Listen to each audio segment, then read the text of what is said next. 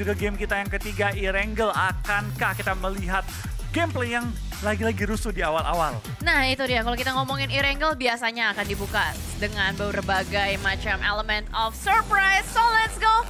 Dengan garis pesawat yang serupa tapi tak sama dengan match pertama tadi dari bagian Pulau Utara menuju ke Pulau Selatan. Dan gue rasa ini mengsongnya kayak sama deh. Mirip. Iya sih? Lewatin Rozok ya kan? Iya, lewatin Rozok, potongnya ke arah Milta. Nah, mirip-mirip ya? Mirip tapi tadi agak sedikit ke kiri. Tadi lewatin Rozok literally. Iya, ini agak miss targetnya. Iya. Tapi buat tim Indonesia, no problem. Karena dari Farm dan juga Milta terjangkau, malah cukup enak karena mereka nggak perlu gliding terlalu jauh. So, kita bakal ini kembali di game kita yang ketiga. Dari BTR, dari GD bakal berjuang juga, tapi dengan arah pesawat yang lebih fair. Kali ini menuju ke arah mereka. Yes, dan kita akan melihat juga apakah akan terjadi lagi tabrak-menabrak atau tidak. Kita harapkan dengan adanya game ketiga atau Erangel kedua pada hari ini, semua tim bisa bermain dengan maksimal juga, bisa mengumpulkan poin dengan sangat banyak. Karena dua match pertama sudah dibuka dengan sangat panas, double digit elimination point yang dikumpulin. Bisa kelihatan ya di sini udah mulai banyak agresivitas yang ditunjukkan oleh semua tim, mungkin karena mengingat ini hari ketiga, jadi ada beberapa tim yang bakal bermain lebih lepas juga karena udah berada di klasemen papan atas, dan mungkin beberapa tim yang benar-benar harus comeback. Itu ada PR yang cukup berat dengan hanya 3 sisa match hari ini, mereka harus mengejar poin-poin yang mereka butuhkan. Yap, dan zonanya ternyata mental ke area SMB. Ini tentu menjadi PR lagi bagi tim-tim yang turun di bagian Sever nih, di Stalber, di area Gerkepol. Cuma mungkin beberapa kata yang bisa muncul dari mereka. Aduh, gini lagi. Karena kemarin pun mereka sudah alami dan sekarang akan mengalami lagi. GD, BTR, siapakah yang akan duluan nyebrang ke arah Pulau SMB? Ini taruhlah 3 menit, 4 menit mereka pasti udah langsung membangun rotasi. Biasanya langsung fast load aja kalau misalkan kita lihat dengan gameplay circle seperti ini. Terutama untuk Begetter Red Alliance, kita sering banget melihat mereka langsung nyebrang begitu saja. Looting cepat seadanya, yang penting ada perbekalan, langsung nyebrang ke bagian bawah. Dan nambahin lootingannya lagi itu nanti di bagian pulau-pulau Sovnovka. Dan kita bakal lihat juga dari beberapa tim sudah mulai dengan sangat cepat pindah posisi. Tapi dia dari Tausha merupakan Freak kali ini. Bukan Tausha tapi Sunan. Dan langsung mensecure poin pertama. Freak salah dia apa? Lagi rotasi tertangkap. Karena dia freak kali. Gila itu sedih banget, astaga. Lagi naik motor enak-enak bakal langsung di-braided begitu aja. Dan ini dari 6 to 8 benar memberikan sebuah pressure juga kepada tim Nigma Galaxy. Namun untuk Nigma Galaxy mereka juga udah berada di posisi aman ya dari segi poin untuk di Super Weekend kedua. Namun bukan berarti mereka harus berleha-leha. Mereka butuh extra effort juga untuk bisa mengejar poin-poin lain. Bahkan kita melihat dari data statistik total headshots yang dikumpulkan itu ada beberapa nama tim, beberapa nama player juga yang cukup tersorot untuk akhir-akhir ini.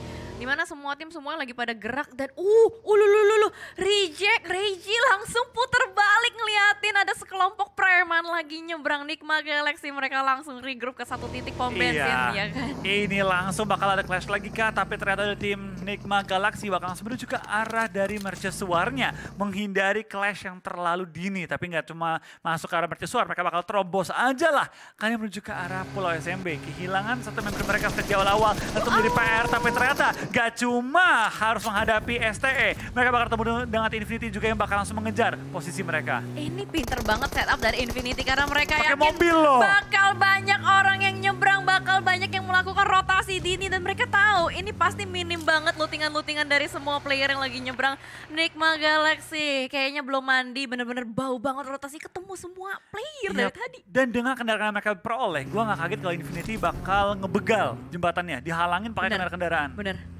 Mereka udah kayak tahu banget gitu loh setup-setup mana saja. Bahkan Genesis Dogma juga nggak mau kalah. Mereka juga membagi tempat-tempat pembegalan mereka. Kali ini DRS yang akan menjadi korbannya juga ditembakin terus-menerus. Tapi AJ dan kawan-kawan mereka bisa melaju dengan sangat cepat. Lolos dari jeratan mau tembakan dari Genesis Dogma Flow. Iya, spray terus lontarkan. Tapi dari Infinity tahu bahwa mereka ini nggak bisa nahan segitu lama lagi. Mereka meninggalkan area jembatan menuju ke arah center atau mendekati ke arah SMB-nya. Tapi lihat dari seorang top melihat ada kendaraan yang berputar, diincar kali ini di tapping-tapping, dan AJ langsung ledakan dipulangkan ke arah lobby DRS hingga menyisakan 2 player mereka. Ini epic, ini Battle Royale versi mobil. kayak di Tokyo Drift ya kan. Iya.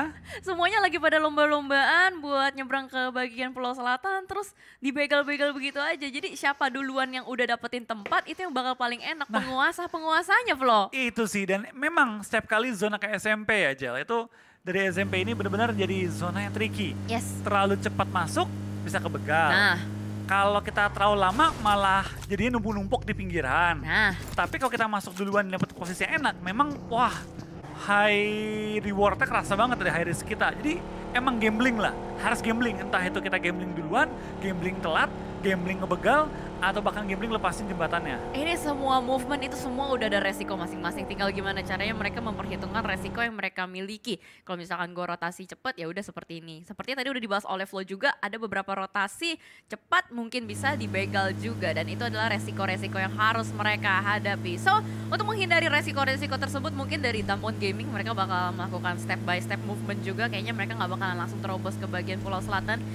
Seperti kita lihat juga ini baru 5 menit. Ada banyak sekali tim yang sudah mulai melakukan penyeberangan. Mereka menghindari kejadian-kejadian juga. Ih lucu banget skinnya. Iya, Ih kok dia bisa ada gituan? Iya lucu banget ya. Ih kok dia ada sih?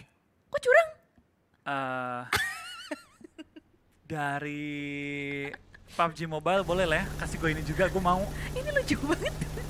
Aduh Tong Jabau, kenapa dia bisa punya skin selucu ini? Oh my god, ini penguin. Terakhir gue liat tuh bebek.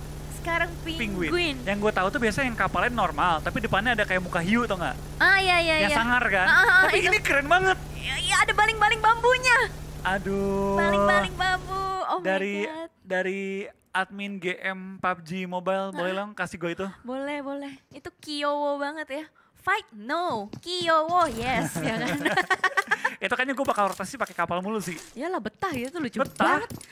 Waduh, ada aja ya yang menjadi highlight kita juga. Dan salah satu tim yang tadi menggunakan jalur air adalah Tong Ciapao. Kita sudah melihat mereka menggunakan satu kapal unyu. Mereka rotasi secara bersama-sama juga. Lalu di area yang berbeda ini kayaknya semua tim yang disorot semuanya lagi pada gerak. Gak ada satupun tim yang disorot lagi diem di rumah. Iya. Atau ngapain. Kalau misalnya ada yang di rumah pun mereka pasti berusaha untuk ngebegal-begal orang-orang yang lagi pada nyebrang, Flo. Tapi balik lagi sih, namanya kita lihat zona-zona SMB. Memang sudah biasa lah kita melihat adanya begal-begal, ada kita juga melihat kendaraan ledakin buat ngehalangin player lain. Yep. Dan itu yang membuat banyak banget tim itu kalau ketika melihat zona ke SMB, itu kayak trauma. Terakhir gua masuk cepat dihalangin, terakhir gua masuk lambat, numpuk rame-rame. Ya, ada beberapa flashback yang terjadi ya untuk setiap tim, tergantung mereka pengalamannya itu apa. Tapi kalau kita lihat dari FaZe Clan ini menarik loh, mereka kan biasa drop zone itu di bagian Georgiopol ya. Mereka kali ini memutari Blue Zone, mereka masuk ke menit 7, mereka baru bangun rotasi pertama mereka dan mungkin mereka akan melakukan late rotation nih untuk FaZe Clan. Betul, tapi kita bakal ini dari FaZe Clan ya, mereka dengan nahannya Blue Zone pertama, gue belum tahu sih rencana mereka apa. Apakah mereka bakal menggunakan kapal, berenang dari yang ujung rumah roti, atau mereka masuk late rotation banget, tungguin semua gerak, maka nahan-nahanin Blue Zone dikit pakai healing, baru mereka terobos jembatannya. Gue belum tahu nih. Untuk late rotation pilihan-pilihannya adalah seperti itu ya. Tapi kita nggak tahu, kadang-kadang kan player-player PUBG Mobile apalagi udah sekelas PMGC ada aja gitu otaknya mereka. Even kayak dulu movement-movement yang menurut kita ini IQ 200 banget, sekarang tuh jadi movement yang biasa. Kayak misalkan permainan-permainan healing di dalam air lah, nahan di dalam mobil, ataupun juga ngebuka vision naik bagi. Itu kan dulu sesuatu yang wow banget gitu kan. Yeah. Dan sekarang kita melihat juga dari tim Rico, sama kayaknya mereka sudah mulai membangun step by step movement. Dan ternyata nggak cuma Tong Ciapao nih yang pakai kapal. Kali ini dari Reject pun mau mau jadi bajak laut juga nih Flo. Tapi mereka mengambil pinggir-pinggir circle, kayak mereka tahu bahwa tempo mereka udah agak lambat, mereka nggak terburu-buru langsung masuk ke arah pulau utamanya. Tapi di lain sisi dari Infinity, sang penguasa pulau SMP, kali ini bakal menjaga area mereka, bahkan Nuzi memberanikan diri berdiri, langsung sedikit mengambil belakang dari Broken Wall ya. Itu agak-agak ngeri ya, soalnya dia mengambil di bagian open field juga. Jadi kayaknya udah agak sedikit sadar kalau misalkan di sekitaran dari Nuzi itu udah ada tim lain. Tapi sementara waktu kita melihat semuanya udah mulai bertumpukan. Yang udah ke Pulau SMB kayaknya mereka benar-benar langsung nge-center aja, main di tengah. Tapi untuk kita lihat posisi dari Bigetron Red Alliance itu nampaknya cukup berdekatan juga dengan Stalwart, tim tukang pukul. Namun ternyata yang sudah mulai cukup berdekatan, sebuah rumah roti yang menjadi saksi Nima akan turun dari sebuah bagi. Langsung aja nembak ke depan, Echiro menjadi korban. Tapi Embu masih bisa melakukan counter shoot ke arah seorang Gyalzen. Masih belum bisa ditumbangkan, namun double pick kiri dan kanan. Harus menumbangkan 2 player dari Tong Chapao. Ya, dari TJB kali bakal langsung kehilangan 2 member mereka dari DRS, tampaknya tinggal berdua, tidak membuat mereka goyang untuk fight pada kali ini. Tapi di lain sisi lihat, dari Blue Zone yang sudah memang ngedip-ngedip di sisi kanan, sudah beberapa tim yang kali ini bakal saling bertemu di pinggir-pinggir zonanya. Tapi dari GD dan juga Fortifals, kayak Fortifals nggak tahu deh, ada orang yang nunggu kedatangan di atas. Datang kali ini ada HBD dari seorang Daybot. HBD yang langsung menumbangkan seorang Apple kali ini, dan Daybot mendapatkan poin pertama bagi tim GD di game kali ini. GD sudah terspot out, sudah ketahuan bahwa mereka lagi menjaga pinggiran dari jembatannya. Yes, langsung menjadi informasi yang sangat berharga pastinya untuk For Rivals. Mereka mendapatkan checkpoint di bagian pertigaan Milta terlebih dahulu. Mungkin mengurungkan niat untuk melakukan penyeberangan karena tadi tahu seorang Apple diculik begitu saja oleh seorang Daybot. Dan itu adalah sebuah setup luar biasa, sama sekali nggak terdeteksi loh. Benar-benar nahan sebuah step juga dan menjadi satu elimination point yang sangat berharga pastinya untuk Genesis Dogma. Yap, dan kita bakal kini dengan GD sudah menguasai pinggir-pinggiran dari jembatannya, kita bakal harusnya ya, so far mereka bakal lebih nyaman sih. Untuk nyebrang pun bisa menggunakan timing late nanti, atau kalau mau sekarang ngambil terobos ke arah jembatannya pun bisa. Dengan resiko ya kelok di area jembatannya.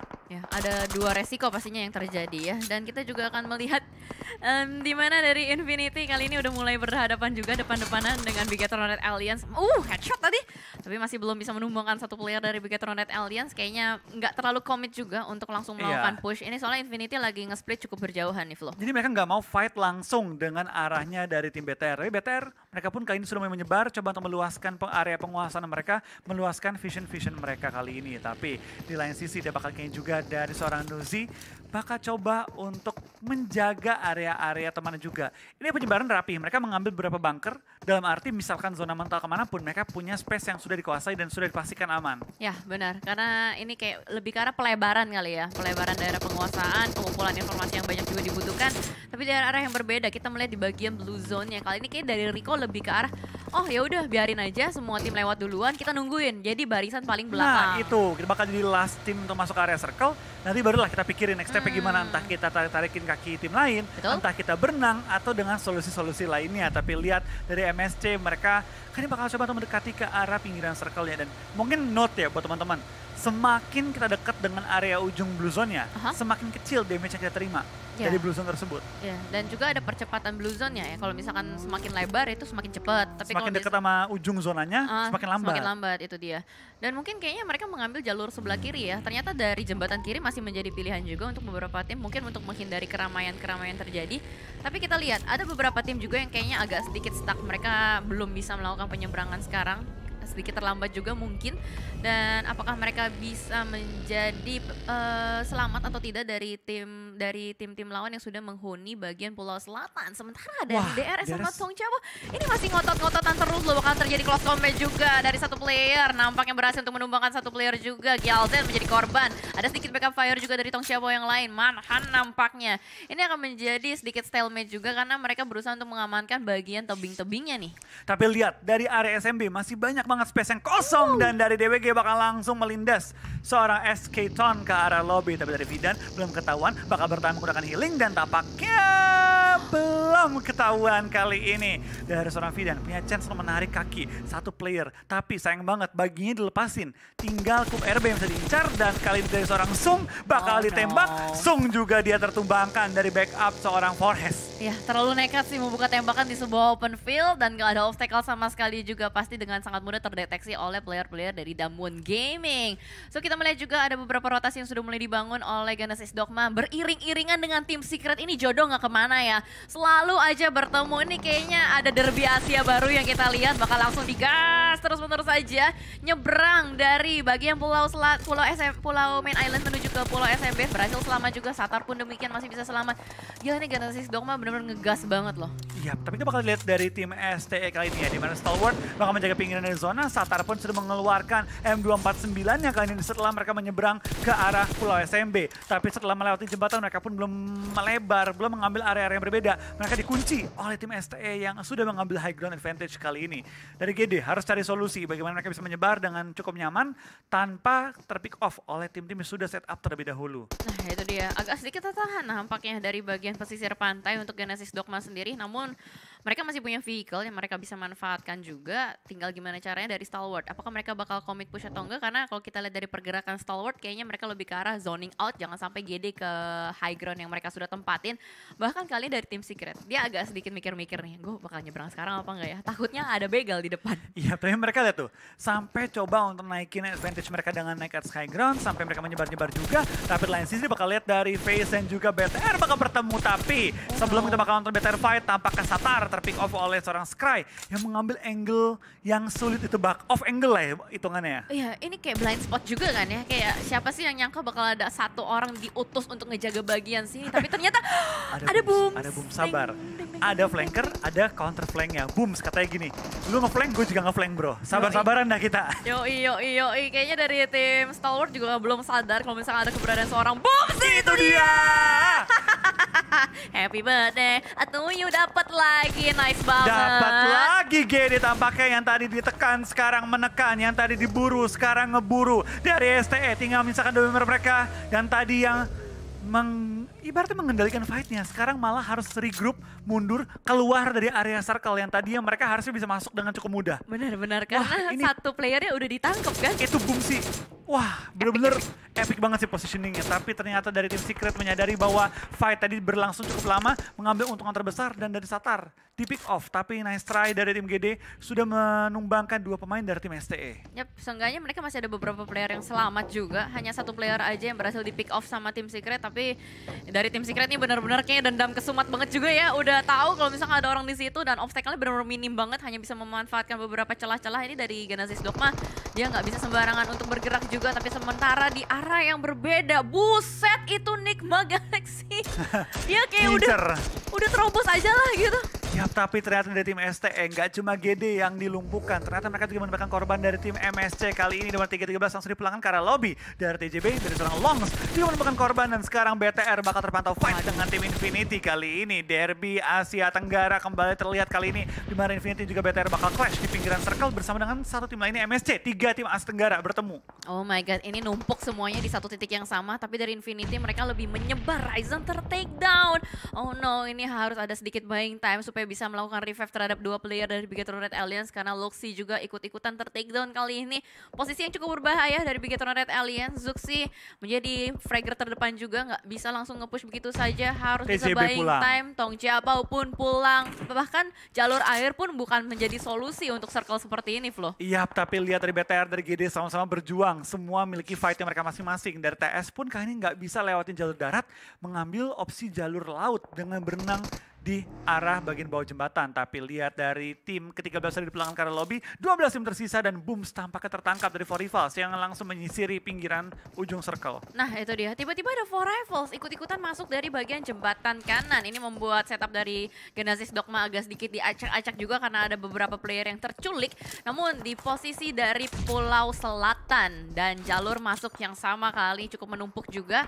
Bahkan Infinity, bukan Infinity tapi FaZe Clan pun juga harus dipulangkan. Gak bisa bertahan lebih lama lagi, tapi Infinity membuat sebuah setup yang luar biasa. Mereka benar-benar ngelebar banget, membangun sebuah kontrol area yang luar biasa juga. Tapi dari BTR, satu persatu playernya kayaknya ter-take down. Gue nggak tahu apakah masih bisa di-revive atau enggak. Udah di end ya? Wah, tapi lihat dari TS menabrak ke arah seorang Daybot kali ini. Coba mengambil keuntungan terbesar dan dari Jambar memenangkan one-on-one situationnya. Meskipun Kit juga tertumbangkan kali ini. GD tinggal menyisakan satu member mereka. Harus berjuang seorang diri. TS mengambil keuntungan terbesar dengan langsung menubruk ke arah pertahanan dari tim GD. Lontaran granat dari Nichil belum menumbangkan seorang Jumper, tapi percobaan kedua dilontarkan juga. iShots kayaknya bakal nge-flank dari sisi belakang juga, di mana Jumper lagi buying time untuk iShots nge-flank dan juga meng-HBD pergerakan dari belakangnya. Ini tinggal nungguin 4 Rivals ngeganggu nih. Dia. Nah, itu dia langsung datang dari bagian belakang, backstep 2 player dari tim Secret menjadi pengganggu sekaligus penyelamat untuk Genesis Dogma. Tapi iShots kayaknya masih belum terdeteksi ada di bagian belakang. Tapi yang pasti dari Nichil sedikit bernafas lebih lega juga karena adanya bantuan secara tidak langsung dari 4 Rivals. Tapi dicari, lihat pemain mereka kenok masuk ke arah air tapi nggak sampai ke end. Dari 4 Rivals, ini kemana orangnya ya? Tiba-tiba nyelam, jadi menghilang. Dan dari seorang Fredo belum terpantau di mana posisinya. Nah itu dia, masih ditungguin aja. Tapi iShots udah nyampe ke daratan dan mungkin dari iShots mengurungkan niat untuk langsung ngehantam ke bagian Nichil lebih ke arah, oke, sekarang gue sendirian aja. gue harus meningkatin survival rate gue, makanya dia langsung pergi begitu. Sementara kita melihat dari bagian selatan kayaknya masih ngotot-ngototan juga beberapa tim kali ini. Mungkin dari Bigetron Red Alliance masih ada 2 player yang bertahan di belakang sana, tapi Zuxi take down, bahkan mungkin berusaha di-secure oleh seorang top dari kejauhan juga. Oh no, mimpi buruk nampaknya untuk Bigetron Red Alliance, tapi masih ada Ryzen. Masih ada Ryzen, dicari oleh seorang Mela, masih terus dicari. Proning shot yang sedikit gagal, tapi Ryzen terdeteksi. Dan itu dia Infinity memulangkan Bigetron Red Alliance. Nice try untuk Bigetron Red Alliance. Yes, nice try banget. Apalagi mereka tadi di pinggiran circle cukup ramai ya. Ada MSC, Infinity, BTR, tim lain juga yang mengganggu fight-nya. Tapi lihat, fight bakal terus berlanjut. Di mana seorang Pika bakal coba lempar granat dan menuju ke arah Saranuzi, tapi gagal mendapatkan target yang dia cari. Dari Pika tahu bahwa dia terlalu banyak membuka informasi, langsung tarik mundur dan menutup angle shoot-nya. Tapi Forifals setelah menghindari tim Secret tadi, sekarang bertemu untuk ronde yang kedua. Aishus spray down, belum targetnya juga, dan seorang Aishus bakal coba mencari posisi luar dari lawannya. Spray down dari dua berbeda, malah DWG join the fight mengganggu tim Forifals dan juga tim Secret. Gila, ini semua sisi ternyata sudah ada isinya. Ini adalah menit ke-20, circle ke-5. Bahkan hanya 7 tim, tapi kayaknya numpuk di satu spot-spot tertentu deh, Flo. Iya, ini semua numpuk di bagian tengah-tengah circle, tapi lihat dari seorang Nichil. Bakal bertemu dengan Forest, bakal di HBD kali ini sama seorang Nichil. Tapi Rebecca yang sangat cepat datang dan sayang sekali dari GD. Gak bisa bertahan lebih lama lagi karena tersweep oleh tim DWG yang langsung mengantongi 9 elimination di saat ini. Yap, di bagian tengah udah ada banyak sekali tim yang menghuni ya. Bahkan Cryptic sama sekali nggak terdeteksi, tiba-tiba udah ada di bagian rumah jamur. Mereka sudah melakukan setup juga. Infinity. Ini masih belum bisa digoyangin, tapi Damwon Gaming, lihat. Dia udah ngumpulin 9 elimination. Masuk dari bagian pesisir pantai ternyata menjadi solusi untuk Damwon Gaming. Oke, dari STE bakal coba fight juga dengan tim Forifals yang kali ini tertangkap Epi oleh granat dari seorang Action kali ini. Action mencoba untuk peruntungan keduanya, dilontarkan granat ke arah depan mencari pemburu. Pemburu gantian diburu kali ini. Tapi di lain sisi STE menemukan kepala seorang Favian dan bahkan langsung diskaratkan. Seorang Favian yang lagi posisi knockout. Yes, Pika ya yang tadi dapetin ya. Pika emang snipernya ngeri. OP banget, gila. Itu dari kita lihat yang ketika dia clutch aja, circle kecil dia masih bisa pakai sniper. Iya. Itu emang Pika ya, sering banget muncul dapat headshot. Dan itu menjadikan Pika itu one of the best sniper di turnamen kali ini. Benar. Luar biasa banget ketenangan yang dia miliki untuk bisa menggunakan sebuah sniper rifle. Tapi Juni pun tertangkap dari seorang Action. Lagi-lagi Action menunjukkan kapabilitasnya yang dimana dia selalu menjadi salah satu pilar terkuat dari STE. Dan kali ini mulai membangun kembali elimination demi elimination yang dikumpulkan, tapi pemburu ini melakukan sebuah taktik kayak Genesis Dogma, ngepron di samping bagi, lurus-lurusan sama brodanya. Betul, tapi dari seorang Pika, Top, dan juga Action bakal nyebar ke 3 titik yang berbeda, tapi Infinity mulai mendekat, mulai menyebar juga ke 4 titik yang berbeda, coba mencari di mana mereka bisa nabrak atau mulai take over kompon-kompon yang open ataupun area yang open kali ini. Pika yang menjadi pemain paling belakang dari tim STE kayak diincar sama tim Infinity nih. Kayaknya udah mulai ketahuan ya posisinya, karena udah ada Nuzi juga, ketembak, gila. Hampir aja ke take down, tapi Nuzi masih ada sebuah mobil yang bisa dijadikan obstacle. Bahkan seorang Gatani berhasil untuk menemukan Action juga. Namun dari Stalwart kayaknya mereka bakal langsung ngelakuin regroup untuk berusaha melakukan revive terhadap seorang Action. Pika punya tugas untuk melakukan buying time sementara waktu, tapi Infinity circle 6 mereka masih bisa mengkontrol circle tersebut dan mungkin bakal langsung dipush begitu saja. Tapi Nuzi juga sudah mulai tertangkap. Cryptix yang sudah memiliki sebuah benteng, nyaman banget untuk Cryptix. Siap, tapi lihat dari Logan bakal nabrak ke arah Pika. Mereka tahu bahwa ini pemain terisolasi dari teman-temannya. Mereka langsung nabrak, ngambil belakang dari Sheke, dan kali ini langsung mengambil tempat tepat di ujung zona. STE nggak senang temannya ditabrak, langsung melakukan spray down juga ke arah Shake-nya, tapi dari Infinity kehilangan 2 member mereka memasuki zona kita yang ke-6 kali ini. Yap, kayaknya dari Infinity udah di lock 2 sisi deh, dari bagian Cryptic sama dari bagian Stalwart juga. Benar-benar di-press habis-habisan di sebuah Shake kecil, tapi mereka masih punya play zone, jadi kayaknya mereka masih bisa take cover terlebih dahulu. Jangan sampai ada Stalwart yang bakal langsung nge-push, ini bakal menjadi sebuah kebahayaan. Tapi sementara itu di arah yang berbeda juga dari bagian utara, Damwon Gaming kayaknya berhasil untuk touchdown ke dalam circle-nya. Pemburu masih survive. Iya. Gila. Temennya kena knock-in, tapi dia masih survive pelan-pelan. Bergerak ke arah depan menuju ke arah DWG dari pemburu. Lagi menghindari kiri, menghindari kanan, pengen tidak terlihat dan tidak tertangkap informasi yang diberikan dari suara gesekannya. Alright, wah, ketangkap tapi ketahuan. GG memang ini top anak ayam dari Stalwart ya. 5 elimination sudah dibekukan juga, 4 tim yang masih bertahan. Agak sedikit lebih cepat ya pengikisannya karena banyak yang terpotong juga ketika lagi melakukan rotasi masuk ke arah Pulau Selatan. Namun kali ini 12 elimination yang sudah dibuka oleh Stalwart kayaknya lagi ditambahin lagi. Top mendapatkan seorang Forest, masih diincar lagi. Mobilnya meledak. Satu elimination dibekukan. Sung, last man standing masih bertahan di bagian belakang. Tapi Marshall mulai mendekat ke arah Sung. Ya, betul, kita bakal lihat dari seorang top kan dia bakal coba mencari targetnya. Dia tahu smoke ini menjadi indikator bahwa ada orang yang lagi bertahan di balik smoke tersebut. Tapi dari seorang Marshall setelah melempar smoke bakal mengendarai kendaraannya maju ke arah depan dan nabrak ke arah tim belakangnya tim CS kali ini ya. Dari Marshall mengambil keuntungan juga kali ini berlindung di belakang, tapi STE bakal knock out kali ini. Marshall, apakah dia bakal nge-flank ke arah kanan karena space mereka sangat kecil nih dari tim CS. Gue kira bakal nabrak tuh ke arah zonanya. Ternyata dia berlindung dong di balik CS. Ya, ternyata mereka hanya regroup aja Regroup gitu saja, kan. iya. Regroup dan ngebersihin satu player dari DWG dan ternyata langsung tuntas. 3 tim yang masih bertahan, tapi Zona berpihak untuk satu tim Cryptix. Top di-revive. Ya, dan Top berhasil untuk di-revive juga. Mela berhasil untuk bertahan sejauh ini, tapi dia punya PR yang cukup berat untuk mengkontrol 2 player di depan sana. Tapi Stalwart masih cukup fokus juga dengan arah player-player dari Cryptix. Masih belum ketahuan, tapi Mela ini gua rasa dia bakal berusaha untuk bergeser, bermain di bagian lower ground. Yap. Namun itu belum zona gitu. Belum zona, dia bakal maju perlahan-lahan sambil menggunakan momentum dari tembak-tembakan, fight yang terjadi. Tapi dari tim CS, mereka punya 4 member. Gue kira mereka bakal menyebar lebih luas lagi. Karena sayang gitu dengan 4 member mereka belum sampai utilize center zone-nya. Baru pinggir-pinggir zone yang mereka kuasai. Nah ini baru ada Marshall doang yang bergerak lebih jauh, Balik lagi. Lazy Boy juga balik ke tempat yang tadi ya kan. Tapi ini butuh smoke yang banyak sih kalau misalkan mereka mau ngelebarin, karena ini jalanan flat ground juga. Dan bahkan satu player, Logan, berhasil diamankan oleh seorang Lazy Boy. Cryptix udah di atas angin banget, walaupun memang mereka bermain secara pasif, tapi yang penting mereka masih lengkap dengan 4 playernya. Logan berhasil diamankan juga, tapi kelihatan juga Top menggunakan sebuah mobil sudah mulai bergerak maju ke arah depan. Dan Marshall punya tugas yang cukup berat, menahan 2 player menggunakan M249. Ya, tapi dari Marshall tertangkap kali ini oleh seorang Action, membuat keadaannya 3 lawan 2 menghadapi tim STE. Tapi di belakang masih ada Mela yang menjadi kartu as bagi timnya. Dapatkah dia menggunakan momentum fight ini untuk mengambil keuntungan terbesar dengan naik posisi 2 atau bahkan chicken kali ini. Dari CS tahu bahwa ada orang lempar granat, bakal terus mencari posisi lawannya. Tapi di balik seorang Action masih ada Top yang malah makin mendekat ke arah targetnya. Top juga sudah mulai mengokang sebuah granat, dilontarkan ke bagian depan, masih belum bisa mendapatkan targetnya. Timpuk-timpukan granat red zone buatan terjadi untuk Mela. sementara waktu. Nah ini Mela nih yang bahaya nih. Mela touchdown ke dalam zona, dia bisa menjadi duri dalam daging juga. Namun El Chapo lagi berkamuflase di sebuah rerumputan. Top gak tahu deh, sadar gak ya Top nih? Kayaknya enggak, dia nggak sadar kayaknya. Dia ngeliat ke depan soalnya. Tapi Marshall sudah kemakan oleh sakit blue zone, confirm elimination bagi tim STE. Ini Mela punya high ground dikit loh, bisa mencari targetnya. Tapi Senkai membuka posisi dia, tampaknya Action ketahuan, langsung ke take down juga. Tapi dari seorang Lazy Boy bakal menemukan Mela dan menumbangkannya. Top 2 untuk tim STE dan winner chicken dinner untuk tim CS pada game kita yang ketiga. Yes, Cryptix mengamankan WWCD-nya pada game kali ini dengan pergerakan mereka yang seperti ninja, sama sekali nggak terdeteksi.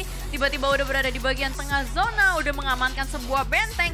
7 elimination berhasil dibekukan dan ini adalah sebuah pergerakan underground bisa dibilang seperti itu ya. Iya, dari Cryptix bermain dengan cukup pasif di awal-awal, tapi ketika masuk momen terakhir mereka punya informasi bahwa mereka paling lengkap. Yang